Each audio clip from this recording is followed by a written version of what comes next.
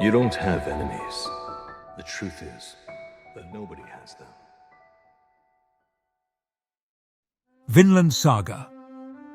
A popular anime set in the Viking Age of Europe, written and illustrated by Makoto Yukimura, it offers us a multifaceted narrative that extends far beyond its exhilarating battles and cool action sequences. At its heart, the series delves into the intricate theme of pacifism, unraveling a profound exploration of violence, revenge, and the pursuit of a more harmonious world.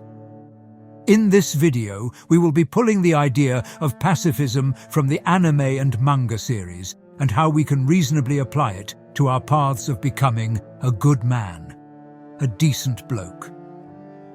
The story primarily follows the life of Thorfinn, a young warrior whose existence is consumed by a relentless desire for vengeance against those responsible for his father's death. The series begins with Thorfinn as a fierce and vengeful warrior, a metaphor for the very violence that popularizes the Viking era. Yet, as the narrative unfolds, it becomes evident that this simple piece of entertainment is more than a tale of brutality. It is a philosophical examination of the transformative power of pacifism. Thorfinn's character arc serves as the centerpiece of this exploration. He embarks on a tumultuous journey from a single-minded, revenge-driven warrior to a seeker of peace and understanding.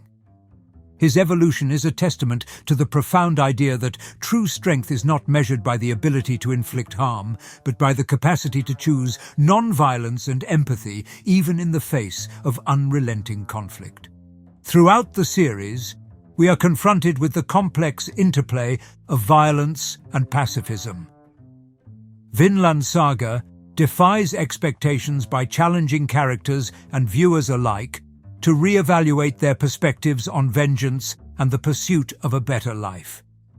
It invites introspection on the cost of violence, both to individuals and societies, and illustrates the potential for change through non-violent means.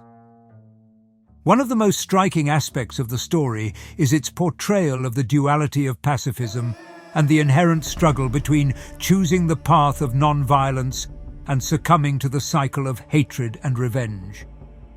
This theme is exemplified through the character of Thorfinn, as he grapples with the conflict between his initial desire for vengeance and the newfound wisdom that true strength lies in empathy and peaceful coexistence. The series introduces the concept of Vinland, which goes beyond being a physical destination. It symbolizes a spiritual journey toward a more peaceful and meaningful existence. It represents the aspiration for a world where conflicts are resolved through understanding and dialogue rather than violence. Far to the west, across the sea, Vinland is not a land or place, rather an idea, a goal, a destination to strive for with a passive and non-reactive stride. Much like the ships as they sail across a storm. The best you can do is not fight each violent wave that hits the ship. This destination will only be reached when a person becomes truly kind, shedding one's ego, their greed, their pride, the need to be correct or be seen as strong, powerful. Once a person truly chooses Vinland as his destination, he will reach a place beyond the reach of any slave trader, the flames of war. Though this destination in this world might not exist, the simple pursuit will do wonders for each of us. The destination will lead us to a better portrait of ourselves. The idea of Vinland is present in many, if not all, religions. As heaven, a place out of reach in this world, but very tangible. Jana, a place of peace and prosperity. Whether you are a Muslim, Jew or Christian, Hindu, Buddhist or Sikh, an atheist or a man who simply wants to be better. The pursuit of actively seeking a passive state will allow for better opportunities, a kind world, a more peaceful life, and perhaps heaven, eternal peace. Here are some steps in starting our walk on this noble path. Step 1. Be kind and noble. Being kind and noble is the foundational step towards closing the distance between us and Vinland. It's about more than just being polite. It's about showing genuine empathy, compassion, and respect towards others. This step is important because it sets the tone for all our interactions, influencing not only our personal relationships, but also the broader community and world. Kindness is a universal language that transcends cultural, linguistic, and ideological barriers. It fosters positive connections with others, creates a sense of belonging, and promotes understanding. In a world often marked by conflict and division, the act of being kind can be a powerful force for change. A simple kind action could solve many of the conflicts in this world. A real man, a true warrior, is one who knows this and takes the first step in resolving the conflict. Because succumbing to hatred is an easy way of facing conflict rather than fighting it with true kindness. To implement this step, a normal individual can start by practicing small acts of kindness every day. It could be as simple as holding the door for someone, offering a genuine compliment, or actively listening to a friend in need. The key is to make kindness a habit, something that becomes an integral part of your character. A simple smile or a genuine hug. Little by little one travels far. Voltaire. Additionally, practicing kindness means recognizing that it's not a sign of weakness, but a display of inner strength. It takes courage to respond with kindness when faced with rudeness or hostility. When met with negativity, consider the power of a calm and kind response. By choosing kindness, you demonstrate resilience and emotional maturity. Transcend your ego, your pride, and simply be a good man. It will do you and our world way better. In the face of a conflict, show kindness and watch how you begin to have no enemies. Step 2. Prioritize communication. Effective communication is the bridge that connects people and resolves conflicts. It's essential to pacifism because misunderstandings and disagreements often arise from a lack of communication. Seeking communication means actively listening to others, understanding their perspectives, and engaging in meaningful dialogue. In our daily lives, we can implement this step by cultivating the art of active listening. When someone is speaking, focus on what they're saying without immediately formulating your response. Ask open-ended questions to encourage them to share more. Practice empathy by trying to understand their point of view, even if you don't agree with it. This is the single most important rule one can live by. Giving the opposing view a non-biased look. Not only can this lead us to learn far more than we could before, but it allows us to walk in a humble stride and resolve our conflicts with superior solutions. Setting aside preconceived judgments and biases, approach conversations with an open mind. This not only enriches your understanding, but also helps in building bridges rather than walls. Don't shy away from difficult conversations. If there's a misunderstanding or a conflict, address it through open and honest dialogue. Be willing to admit when you've made a mistake and apologize sincerely. By seeking communication, you not only resolve conflicts, but also strengthen relationships and promote a culture of understanding. And although this might seem counterintuitive with the notion of non-violence or not seeking conflict, pacifism as a whole does not solve everything in this complex world. A balance must be kept. Step 3. Balance justice and pacifism. Balancing justice and pacifism is a complex but essential step towards Vinland. It's about finding a middle ground where you neither ignore injustices nor resort to aggression.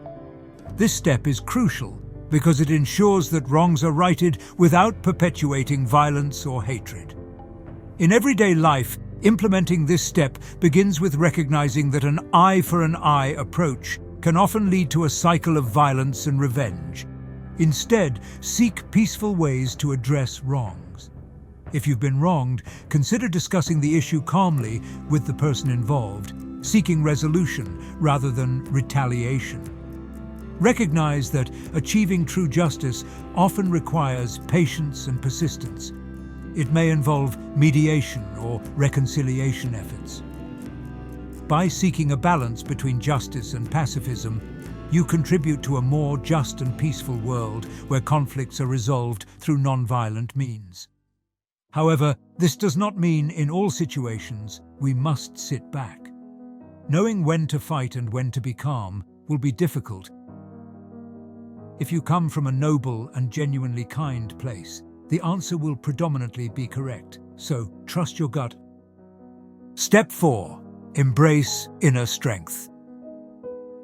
Embracing inner strength is vital to building the genuinely kind foundations we must have. This step encourages us to cultivate self-control, resilience, and emotional stability. While it may seem paradoxical, true strength is not displayed through aggression or force. It's demonstrated through the ability to handle challenging situations with composure and grace.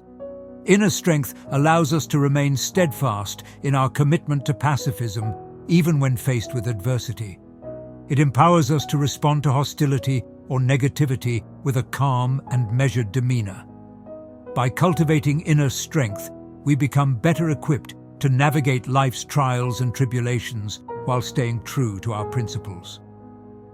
Implementing this step begins with self-awareness. Take time for introspection to understand your triggers and emotional responses. Identify areas where you can improve your emotional regulation and self-control. Practice mindfulness techniques such as meditation and deep breathing to center yourself during stressful moments. It's crucial to recognize that embracing inner strength doesn't mean suppressing emotions. Instead, it involves acknowledging your feelings and choosing how to respond constructively.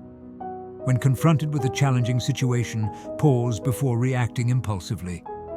Ask yourself if your response aligns with your commitment to pacifism and inner strength, having Vinland as the destination. Remember that developing inner strength is an ongoing process.